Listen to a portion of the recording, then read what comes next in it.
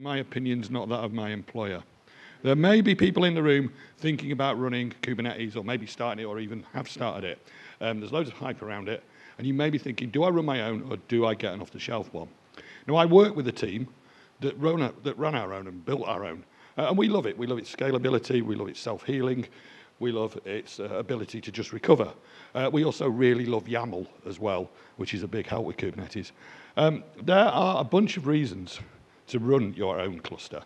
For us, back in 2016, it was to do with business and regulatory stuff. But also, there were a couple of problems with the off-the-shelf offerings, and to be honest, there still are today.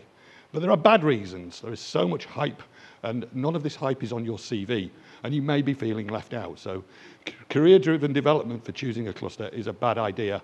But even in 2019, we still, as ops engineers, needed this constant urge to have root on everything. We need this. And I think we need to start asking ourselves, do we really, could we use somebody else's cluster? But let's say you do want to run your own cluster. You're going to need some hardware to do it on. You can run it on a Raspberry Pi cluster, but only a fool would do that. You're probably going to want some VMs and you're going to want or some physicals to run it on. But like any system, you need to keep it secure. You need to keep it patched. That doesn't change just because containers are running on it. And you're going to need to get Kubernetes onto the cluster. Now, you've got some choices here. You could use a tool that makes it really easy or do it all yourself. But the amount you learn doing that is inversely proportional. You need to work out what level of knowledge you need to support this thing and what level of support you are going to need. You probably want to monitor it, have some alerting so you know if it's working. Some dashboards on the metrics would be nice so you can see what's going on under the hood.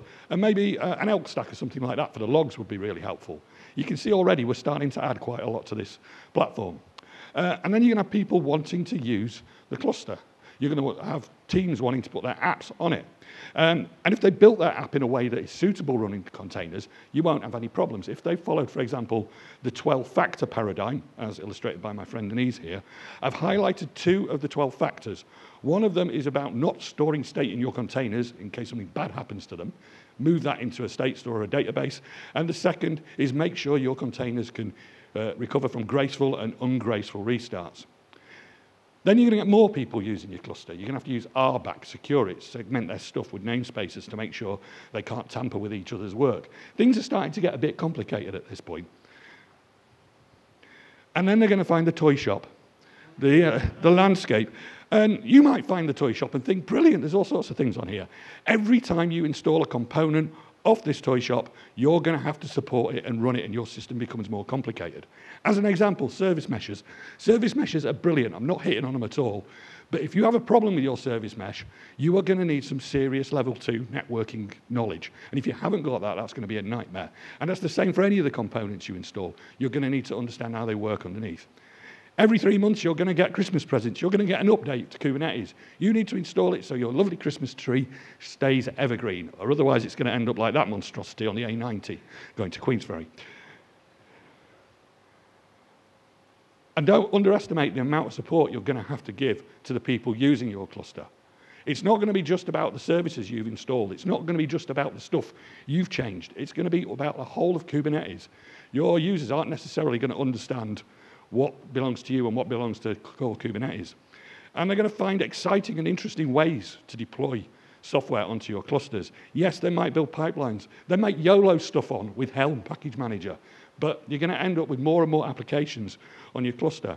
And then you're going to hit problems on resource management. Are you going to be a good cop which talks nicely to your users about the amount of memory they're using or CPU, or are you going to be bad cop and start putting quotas in to stop them using the cluster if they go over their limit?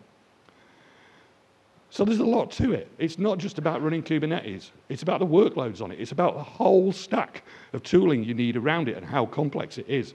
So if you ask yourself, should I run my own Kubernetes cluster?